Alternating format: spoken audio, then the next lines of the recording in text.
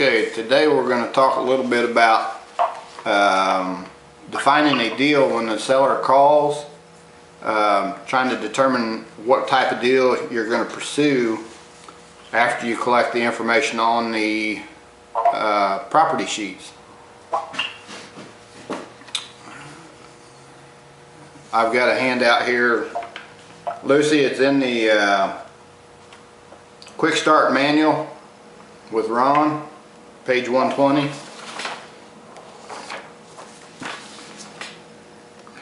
Basically, that page 120 is talking about objections that the seller might have to doing a lease option or an axe deal with you.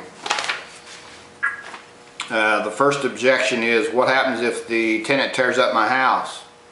And your response would always be, I cannot promise you that they will not tear your house up, but I can tell you that if that happens, I am responsible for any and all repairs, and I will have to fix it.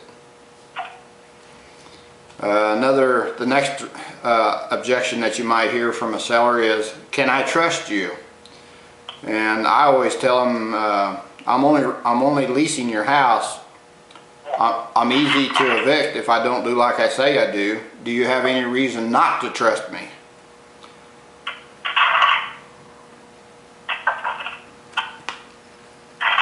And that generally makes them feel very comfortable, or eases their mind about the trust issue. If not, I remind them that they was the ones that called me. I'm here to help them. They're not helping me any. Another objection that you might hear from a seller is, why the delay to begin making my payments? Because, you know, we always tell them that you make the next 3 months payments. From that point on, I will make them. And the reason, you know, they ask why it takes 3 months. We need time to find a qualified buyer. I'll pay sooner if I find a tenant buyer. I typically don't say that last line, I'll pay sooner if I find a tenant buyer, because that 3 months, if I find a tenant buyer within 30 days or 60 days, I get 1 or 2 months worth of rent as part of my fee from the buyer. Another objection that you might hear is, what if the buyer never closes?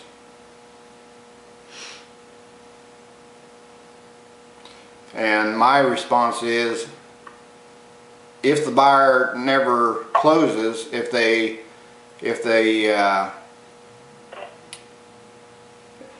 don't close, it says here, I'll continue until you cancel the lease. Basically, I'll continue the deal as long as until you cancel the lease. If the tenant buyer is paying his payment every month on time, the seller is really not going to be too concerned about the buyer closing, because the seller knows that the tenant buyer is paying down the mortgage. The longer the tenant buyer pays down the mortgage, if sometime in the future the tenant buyer actually moves on, the tenant buyer done him a favor by helping him out of a bad situation to start with, and he also done him the favor of paying down 1, 2, 3, or 4, or 10, or 5 or 10 years of the seller's mortgage. So really, is that an issue? And then another objection is, why such a long lease term? And the buyer may need time to get qualified. How long do you want me to make your payments, basically, is what I tell them. I also tell them that they are over leveraged, and it's going to take that amount of time in order for to pay down the loan, build some equity, and hopefully in that time frame the property appreciates to where the tenant buyer can get a loan with very little, if any, money out of pocket. The next objection is, when will you sell? And here I don't make any promises. If you want a quicker sell, let's go. I tell them, if you want a quicker sell, let's go with an option, and you make the payments. With a straight option, you're just optioning the property. If you option the property for $100,000 and you're able to sell it for $120,000, you keep the extra 20. However, on an option, the seller retains all ownership, which is fine because they get to make all of the repairs, payments, interest, taxes. They're still responsible for everything on a straight option. You want to do the options on higher end homes. You want to get into the $500,000 to $1 million homes because there's bigger spreads on them. If you can option $1 million home for $700,000 and then turn around and sell it for $800,000, you just put $100,000 in your pocket. Another objection is, why don't I just list it with a realtor? And I always ask them, is the realtor willing to make your payment like I am? Will they do the repairs like I'm going to do? Or will they give you the personal attention that I'm going to give you to relieve you of the burden and give you debt relief? Another objection that I hear quite a bit is, my attorney must see these agreements, and I always ask him, what don't you understand? If he says it's illegal, do we have an agreement? If he says that if the attorney says that it's a legal document, which he's going to, do we have a deal? Is basically the way I handle that. I really don't care if they take the documents to their attorney. I always give them a blank copy of the documents. That way they can take them to the attorney. I don't have an issue with that. 9 times out of 10, when you give them the blank documents, they never take them to the attorney anyway. On the axe deal, now them objections was all on lease options. I've got a few objections here to an axe deal, and to remind you, an axe deal is assignment of contract and terms system. And it says here, when will the loan get paid off? Again, we don't make any promises we can't keep. I just tell them I don't know when the loan will get paid off. And I ask them, do you know when the value of your house will go up? You know, if it appreciates at a fast rate, naturally it's going to be sooner. I don't give them a date or a year. I just tell them it'll be sooner if it appreciates. As far as paying off the loan is out of my hands. It depends on how much the tenant buyer has paid down on the mortgage and how soon it appreciates. Another objection that I hear on the axe deal is, why don't I get the assignment fee? And I tell them it's how I get paid, and I do all the work, and I use my resources, and I have a list of buyers.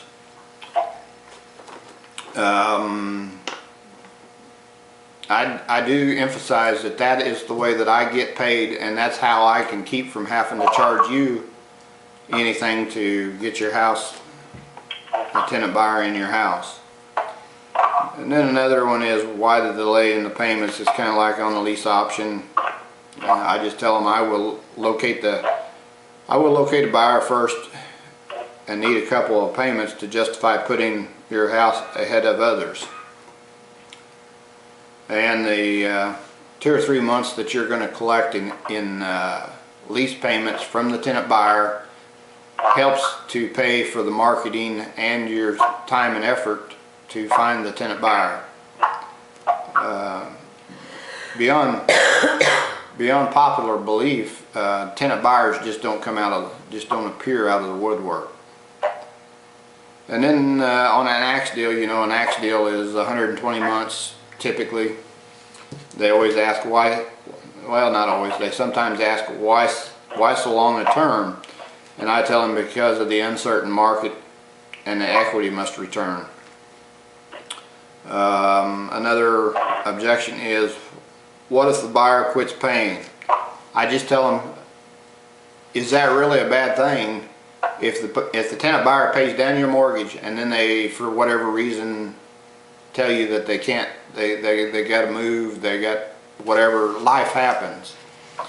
I tell them to call me and I will find another tenant buyer for them. In the meantime, the tenant buyer that was in there has paid down their mortgage, so it's really not that bad a deal. And then of course they want to know what happens if they tear up my property. Not likely to happen, but call me.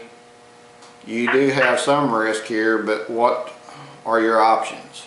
You know, I can't promise you that people aren't going to tear up your house, but we're not dealing with a renter's mentality. We're dealing with a person that wants to become a homeowner, that has an option fee to consider when they're taking care of the house. So that's pretty much it for the objections on those two types of deals. Lucy, on that first one that you sent to me on an email, it's how do I know what to offer when? And it's got a few examples on here. Example 1 says seller is current on the paperwork, or I'm sorry, the seller is current on payments, house in good condition, they just need to move. They owe $100,000, they're asking $105,000. The ARV is $105,000. Naturally, the solution on that would be, with a small equity, get the deed with no money or no more than moving money. Payments must be reasonable. When you're talking to the sellers, you got to get the mortgage information along with the payments, because if their payment is $1,000 and the market rent's $800, obviously that's not going to work. Example number 2, the seller is current on payments, house in good condition, and it needs to move. Basically the same scenario. This is showing you a couple different alternatives for the same situation. Basically, this one here, they owe $50,000, they're asking $105,000. The ARV is $105,000. So they do have about $55,000 in equity, which sounds like it would be a pretty house deal. The solution that you would offer them is, with a large equity, get the deed with little or no money and give the seller a second with no payments or interest due until later, basically when you sell and cash out. Or you can get the deed and give the seller a discounted settlement for their equity now. If willing to wait, seller could get more, but for cash now, he will get less. When do they want their money? Do they want it now, or do they want to take it later? And explain the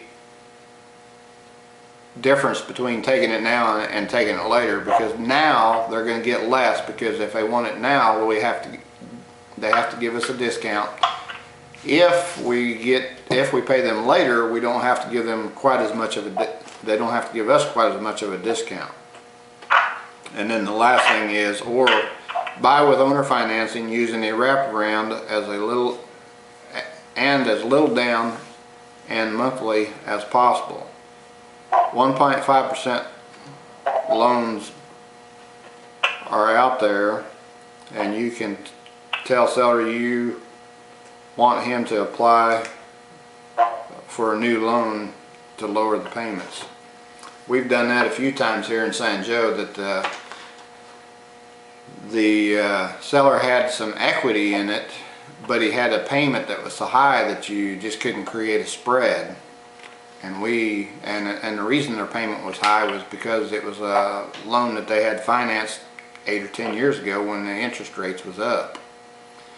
In today's economy, you can take an 8% loan and refinance it, the sellers can, and typically get 3.5 to 4.5% interest, making that payment to where we can do business with them. So that was it on them Now the next one that you had sent me over is an example where you take over the loan and get the deed. So basically you're just buying subject to. The seller calls you with a house worth $225,000 in good condition. The loan balance is $198,000 with a payment of $1,333.15, which includes taxes and insurance. It's always important to find out if their payment includes taxes and insurance, because in the St. Joe market, if it doesn't include taxes and insurance, you can add easily $150 a month to that payment. He just completed a heated divorce and is ready to abandon the house if someone doesn't offer him a solution. You learn he is one payment behind and his ex-wife deeded him the house in the divorce proceedings. He's asking $189,000, which is the loan balance, so he's willing to sell it for what he owes on it.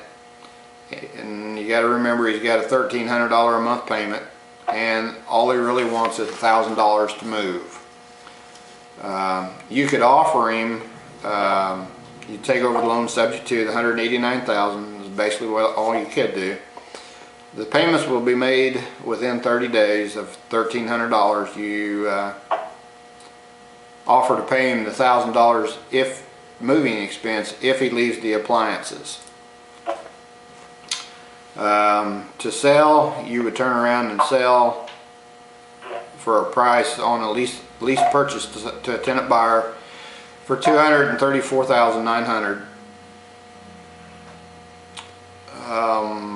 with a non-refundable option deposit of $10,000, balance owed to you with incoming rent. That don't make any sense at $11,750 a month. Good luck with that one. Yeah, I see the result. That's pretty much messed up. Let's see what the next one says. The next one says the seller calls you with a house worth $225,000 in good condition. The loan balance is $198,000 with a payment of $1,300 a month, which includes taxes and insurance. He just completed a divorce and was ready to abandon the house if somebody doesn't offer him a solution. You learn that he's one payment behind and his ex-wife deeded him the house. Asking $189,000, payments $1,300, and he'd like to have $1,000 moving. And again, this one's got down there where you sell incoming rent at $11,750. That's not quite right. So we'll abandon that real quick. Kathy, have you got any questions on anything that we've covered so far? No, not so far. Okay. I'm following pretty good today. Okay. Shannon? No. Not? Okay. I hope everybody's got the PAM sheet, the problem analysis metrics, in front of them. It just goes through on the left there what the seller's problem might be. The seller needs all cash. Payments are too high. No equity, good condition. No equity. Needs work. Seller wants full price and all cash. Seller will owner finance and is more interested in security than the amount the cash received. Seller would like to deed you the house but is afraid of the due on sale clause. Can you sell houses with a due on clause sale? The answer is yes. Can you say that again, Gary? Yeah. Can you sell houses that have the due on sale clause in the seller's agreement with the bank? And the answer is yes. The banks have enough foreclosures on their books. They're not gonna demand a loan to be paid off even if it changes hands, because banks typically do not foreclose on loans that are current. Banks are in the business of collecting the spread, basically the spread in the interest. They get it for 1.5% from the federal government. They charge 6%. As long as they're collecting their spread and the loan is current, they typically will not call the loan due.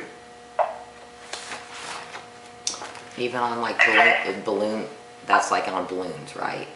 When they ask for a balloon payment at the end of the loan. No, we're That's not talking totally about different.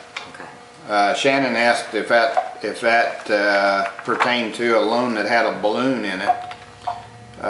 No, it doesn't pertain. That's a different type of deal that we would structure.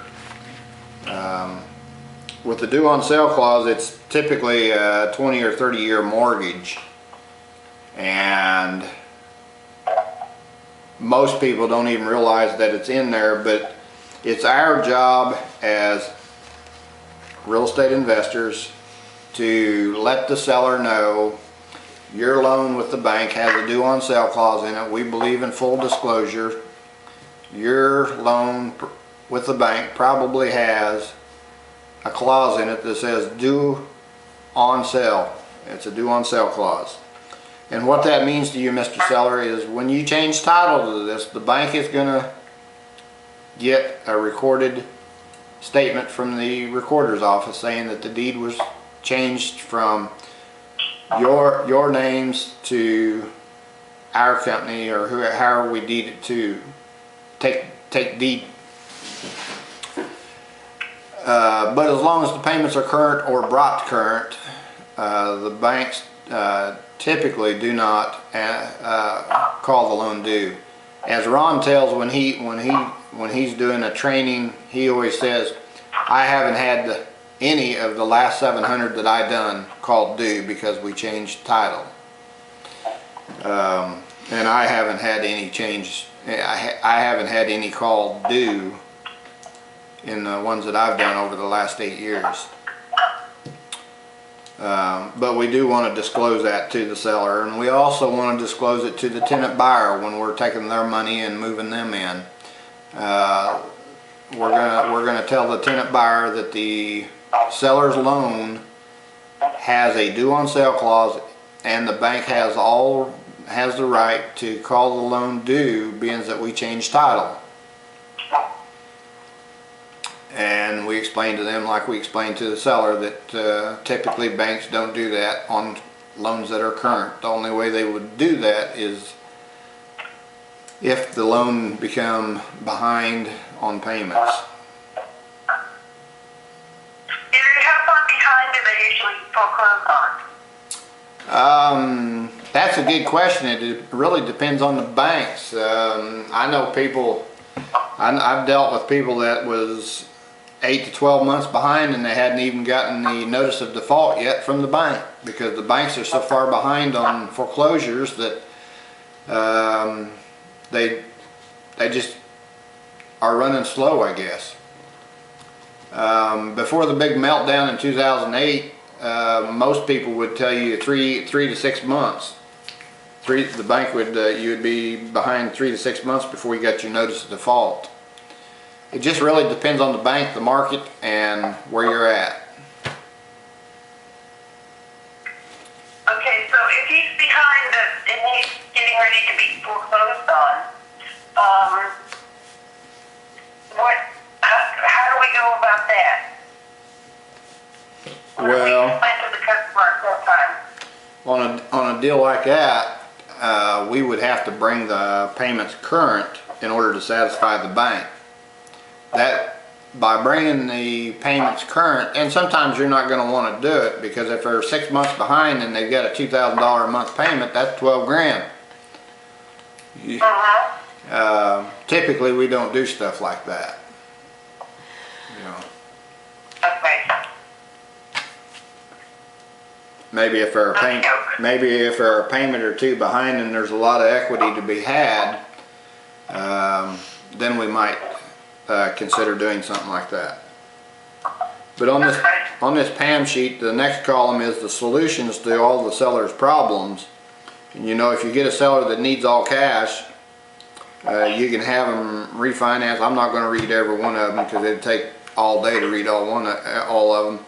But you always want to find out what the seller's problem is, match it up with a solution, and then always have two or three exit strategies for yourself as to how you would market and get rid of this house.